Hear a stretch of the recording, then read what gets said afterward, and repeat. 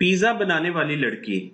University में हमारी एक सीनियर लड़की, जिसकी यूनिवर्सिटी दौर में ही मंगनी हो गई थी, एक बार कैंटीन में बातें करते हुए हमें बताने लगी कि इस वीकेंड पर मेरी होने वाली सास हमारे घर आई तो मैं किचन में पिज्जा बना रही थी। जब अम्मी ने उन्हें ड्राइंग रूम में बिठाया तो उन्होंने पूछा कि आज मुझे मेरी बेटी नजर नहीं आ रही, वो कहाँ है, वरना वही हमेशा मुझे रिसीव करती है। तो इस पर अम्मी ने उन्हें बताया कि वो किचन में पिज्जा बना रही है, आप बैठें, वो अभी आ जाती है। अम्मी की बात सुनकर मेरी होने वाली सास कहने लगी, हाय तौबा तौबा बाजी, आप मेरी बेटी से काम करवा रही हैं। मैंने अपनी बेटी आपको घर के काम करने के लिए नहीं दी, बल्कि सिर्फ आपके कहने पर आपको यूनिवर्सिटी की डिग्री कंप्लीट होने तक के लिए दी हुई है, वरना अगर मेरा बस चले तो इसे मैं आज ही अपने घर ले जाऊं। अभी वो ये बात कर ही रही थी कि मैं ड्राइंग रूम में पहुंच गई। इस पर मेरी होने वाली सास मुझे देखकर जल्दी से खड़ी हुई और उन्होंने उठते ही मेरा माथा और हाथ चूमते हुए कहा, हाय मेरी बच्ची, इन हाथों से पिज्जा बना रही थी। खबरदार जो तुमने दोबारा कभी किचन में कदम भी रखा, मैंने तुम्हें किचन में काम करने के लिए थोड़ी लेकर जाना है, मैं तुम्हें बहू नहीं बेटी बनाकर अपने घर लेकर जाऊंगी। और तुम्हें पता है कि मैं अपनी बेटियों से काम नहीं करवाती, चाहे वो किचन का ही क्यों ना हो। ये सारी बात बताकर वो लड़की कहने लगी कि अम्मी जी, यानी मेरी होने वाली सास इस कदर मुझसे मोहब्बत करती हैं कि मुझे अपनी किस्मत पर यकीन ही नहीं आता। सारी लड़कियां उसकी सास वाली बात सुनकर हैरान हो गईं और उसे कहने लगी कि वाह, तुम कितनी लकी हो जो तुम्हें इतनी जबरदस्त सास मिली है। काश हम सब लड़कियों को भी तुम्हारी सास जैसी सास मिल जाए।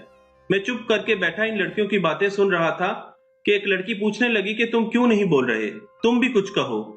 मैंने कहा कि मुझे तो इसकी बात सुनकर ही अजीब सा लग रहा है, अल्लाह खैर ही करे, जरा ध्यान से, क्योंकि ये मैं नहीं नफ्सियात कहती है कि जो लोग बड़े बड़े दावे करते हैं वो अक्सर धोखा ही देते हैं। ध्यान का लफ्ज सुनकर सब लड़कियां चुप कर गईं और उन्होंने बात बदल दी। जब सबने बात बदल दी तो मैं भी मजीद कुछ नहीं बोला, क्योंकि मुझे पता था कि ध्यान का लफ्ज लड़कियों की फैंटेसी खराब करता है। इसलिए जब लड़कियां कोई फैंटेसी बुन रही होती हैं तो ध्यान तो बहुत दूर की बात है, वो कोई और बात तक सोचने के लिए तैयार नहीं होती। मुझे बहुत अफसोस के साथ आपको ये बात बतानी पड़ रही है कि अभी हम यूनिवर्सिटी में ही थे जब उस लड़की की डिग्री मुकम्मल होने के बाद शादी हो गई, और अभी शादी को कुछ दिन ही हुए थे कि उस लड़की की वो सास जो उसको किचन में पिज्जा बनाने के लिए जाने तक से मना करती थी, उस लड़की से इस बात पर लड़ने लगी कि तुम किचन का सारा काम क्यों नहीं करती। बकौल लड़की के कि मुझे किचन में काम करने में कोई मसला नहीं था, लेकिन मुझे मसला ये था कि इतने बड़े बड़े ख्वाब दिखाकर मुझे अपने घर में लाने के बाद ये मेरे साथ ऐसा सलूक कैसे कर सकती हैं, जबकि इनकी अपनी दोनों बेटियां सोई रहती हैं और किचन में कोई काम नहीं करती। सिर्फ ये बात यहां तक रहती तो ठीक थी, मगर उसी सास ने किचन में सारा काम ना करने वाली बात का बहाना बनाकर घर में रोज लड़ाई डाल डालकर उसे अपने बेटे से तलाक दिलवा दी। इसी तरह एक बार मैं अपने एक दोस्त के घर ड्राइंग रूम में बैठा था कि इनकी कोई रिश्तेदार आ गई। एक इनके घर कोई आ गया था और दूसरा मुझे भी उनके घर आए काफी देर हो गई थी। तो मैंने अपने दोस्त की अम्मी से कहा कि आंटी मैं चलता हूं। इस पर उन्होंने कहा कि नहीं नहीं बेटा, अभी तुम बैठो, बाद में चले जाना, क्योंकि मैं चाहती हूं कि जो मेरी दूर की कजन मुझसे मिलने आई हैं तुम भी इनसे मिल लो। उनकी रिश्तेदार जब ड्राइंग रूम में आई तो उन्होंने पूछा कि ये कौन है। इस पर मेरे दोस्त की अम्मी ने मेरा तारुफ करवाया और अपने बेटे का नाम लेकर कहा कि ये भी बिल्कुल मेरे लिए वैसा ही है जैसे मेरा बेटा है। इन रिश्तेदार खातून ने अपने आने की वजह बताते हुए कहा कि मैं आपके घर रिश्ता लेने आई हूँ। मुझे उन खातून की बात सुनकर अंदाजा हुआ कि आंटी ने मुझे बैठे रहने को क्यों कहा। मेरे दोस्त की एक ही बहन थी जिसका वो रिश्ता लेने आई थी। उन खातून की बात सुनकर मेरे दोस्त की अम्मी यानी आंटी उन्हें कहने लगी कि मैं आपको इनके अब्बू से मशवरा करके जवाब दूंगी। आंटी की बात सुनकर वो खातून सोफे से उठकर उनके पाँव में बैठ गई और उनका नाम लेकर कहने लगी कि तुम्हें अल्लाह का वास्ता मुझे इनकार न करना, मैं बहुत उम्मीद से तुम्हारे घर रिश्ता लेने आई हूँ। आंटी एक बहुत ही अच्छी और नफीस खातून है। वो अपनी दूर की कजन की इस हरकत पर घबरा गई और जल्दी से उन्हें नीचे से उठाकर कहने लगी कि बाजी मुझे शर्मिंदा ना करें, मैं आज ही इनके अब्बू से बात करके आपको जवाब दूंगी।